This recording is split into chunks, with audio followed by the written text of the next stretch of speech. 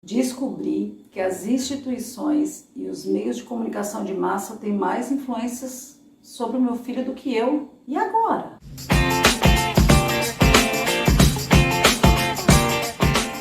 Olá, tudo bem? Eu sou a Maria, nós estamos aqui no canal Inspiração Educativa e hoje a gente vai falar um pouquinho sobre esses outros influenciadores da educação dos nossos filhos. Até determinado momento a gente acredita bastante que nós temos o poder e um dia nós descobrimos que nós temos outras coisas que também influenciam na educação dos nossos filhos. As igrejas, as escolas que ele frequenta, os cursos, as rodas de amigo que ele convive, que saem dessas instituições, enfim, é muita gente competindo, não é verdade? É aquela coisa, E agora? Agora que a gente descobriu que ele não é, que filho de peixe nem sempre é peixinho, e agora que a gente já sabe disso tudo, que a família, infelizmente, não é a única influenciadora dessa educação, mas que ela pode contribuir de forma evidente. O ser humano, ele é principalmente estruturado por meio do conhecimento, tá? O conhecimento, ele é, vamos dizer assim, a pérola de qualquer formação, porque é ele que vai levar ao autoconhecimento e à autorrealização desse ser humano. Então, para a gente entender melhor o que é isso, Nós temos as instituições, a gente tem que parar de ver como competidoras, porque às vezes a gente começa a enxergar como competidor. Ah, não, eu não faço isso. Todas as mães fazem isso, vez ou outra, ou às vezes sempre. Quer ver um exemplo? Seu filho começa a andar com uma turma nova. Ai, essa galera é esquisita. Vou lá e proíbo. Ai, mãe, eu quero fazer o futebol, mas futebol naquele lugar com aquelas pessoas? Vou lá e proíbo. Ai, mãe, eu queria tanto aprender tcheco, sei lá, existe tcheco, língua? Não, vou lá e proíbo. Não, agora a prioridade para você é o inglês. E vou conduzindo de uma forma que talvez não seja mais inteligente. Vou conduzindo de uma forma que se constrói um ambiente de competição entre mim, entre a família e as outras instituições. Isso é muito sério, porque a gente não pode esquecer, principalmente quando o pré-adolescente, vai entrando naquele campo adolescente, quem tem filhos na cidade, principalmente, tá? Por que eu falo principalmente?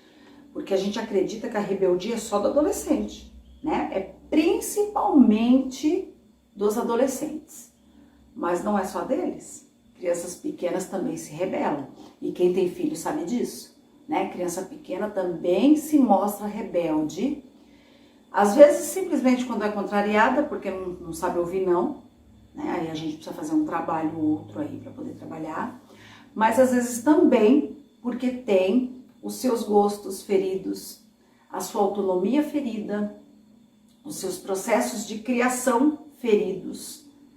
E a gente precisa, enquanto família, enquanto mãe, estar atento a esses detalhes. Mas, se o conhecimento é uma ferramenta poderosa, para deixar você uma mãe poderosa, é com ele que a gente vai se agarrar, porque é o conhecimento que vai conduzir os nossos filhos para o melhor caminho.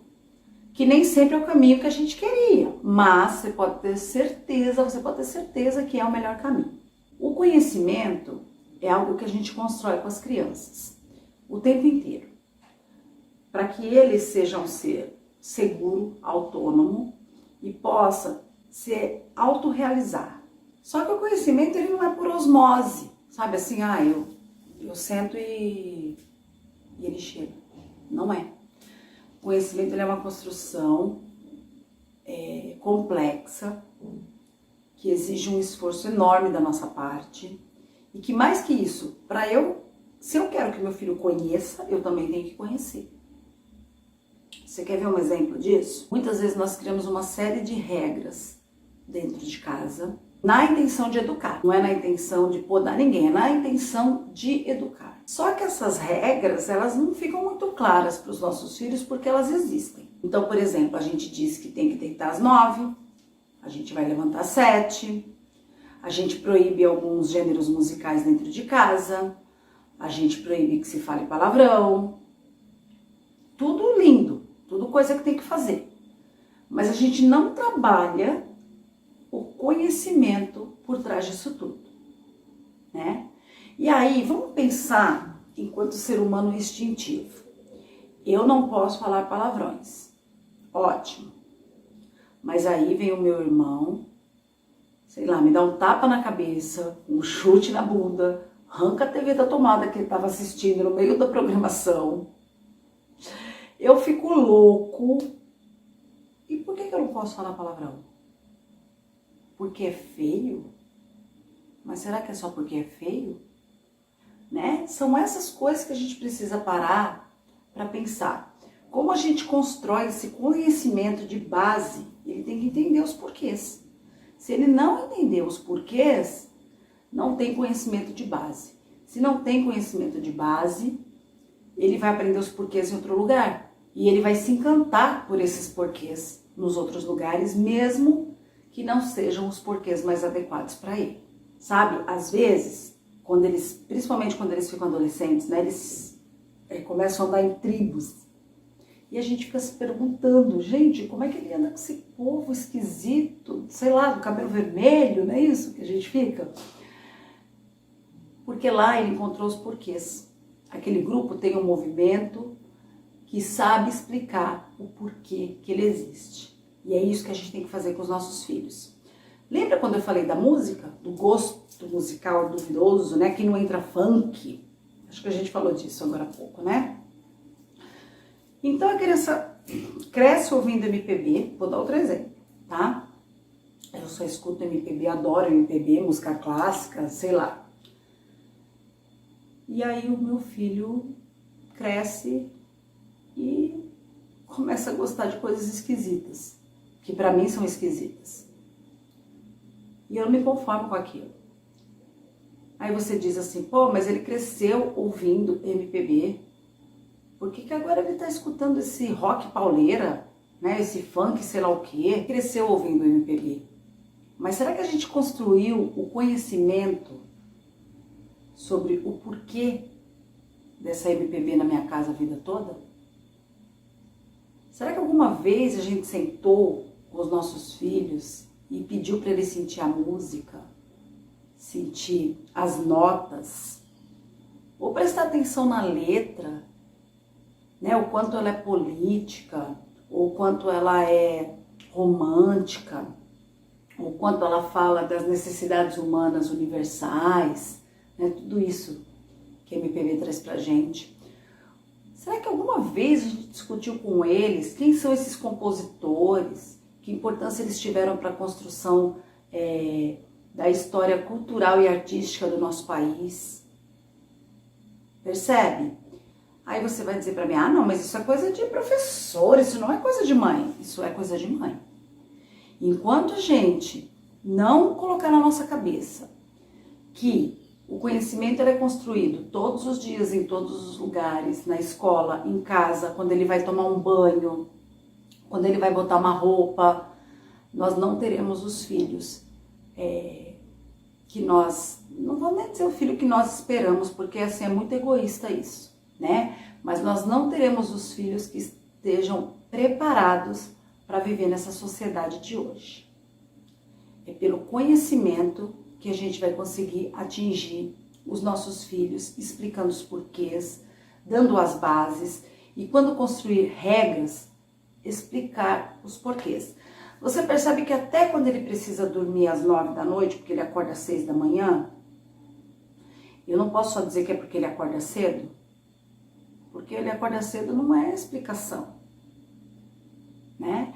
Ele tem que entender a importância de uma vida saudável, de um corpo saudável, que esse corpo saudável também está junto ao psicológico dele, que tem a ver com bem-estar, que bem-estar é gostoso, que a gente se sente bem, que a gente produz mais, que a gente consegue até dar mais amor quando o bem-estar está conosco, não é mesmo? A gente que é mãe sabe bastante disso. O dia que a gente está mais estressada, né, que a gente passou por uma situação complicadora, que que o nosso corpo não tá bem, ou que a gente não tá saudável, tá com alguma doença.